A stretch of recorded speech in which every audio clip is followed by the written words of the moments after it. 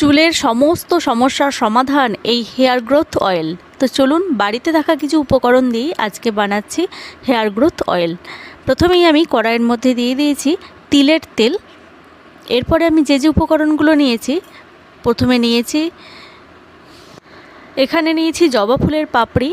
জবা ফুলের শুধুমাত্র পাপড়িটুকুই নিয়েছি, বাকি সমস্ত কিছু ফেলে দিয়েছি। জবা ফুলের পাপড়ি চুল নরম করে এবং লম্বা করে। এরপরে নিয়েছি কারি পাতা।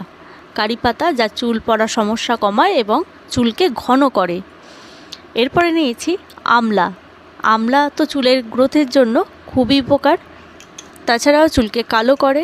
আর নিয়েছি কালো জিরে। কালো জিরে নতুন চুল গজায় এবং রুটকে শক্ত করে, চুলের যে রুট তাকে শক্ত করে। আর নিয়েছি নিম পাতা। নিম পাতা স্ক্যাল্প পরিষ্কার রাখে এবং ইনফেকশন দূর করে।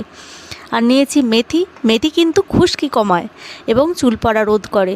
তো সমস্ত উপকরণগুলো, এই যে তেলটা গরম হয়ে গেছে, এরপরে আমি সমস্ত উপকরণগুলো দিয়ে নিচ্ছি।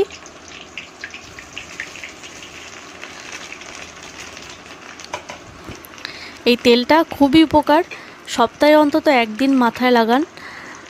মানে শ্যাম্পু করার আগে 1 ঘন্টা আগে বা 2 ঘন্টা আগে লাগিয়ে রেখে দিন, তারপর শ্যাম্পু করে নিন। দারুণ উপকার। আমার সব সময় বানানো হয় না, তো আজকে বানাচ্ছি, আপনাদের সাথে শেয়ার করছি।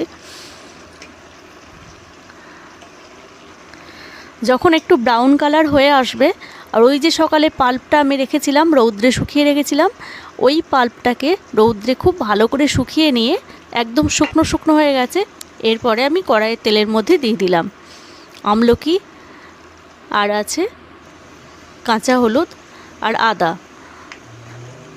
আমলকিটাই বেশি ছিল, আদাটা আর কাঁচা হলুদটা খুবই সামান্য পরিমাণ। তো এরপরে খুব ভালো করে মিশিয়ে নিচ্ছি এগুলোর মধ্যে। যখন দেখব একটা খুব সুন্দর গন্ধ বেরোয়, যেহেতু কারি পাতা দেওয়া আছে, কারি পাতা তারপরে মেথি এগুলো দেওয়া আছে, এখান থেকে একটা দারুণ একটা গন্ধ বেরোয়, তখনই বুঝতে পারবেন যে তেলটা রেডি হয়ে গেছে। তো এরপরে তেলটাকে ঠান্ডা করে আমি একটা কাঁচের পাত্রে ছেঁকে রেখে দিচ্ছি।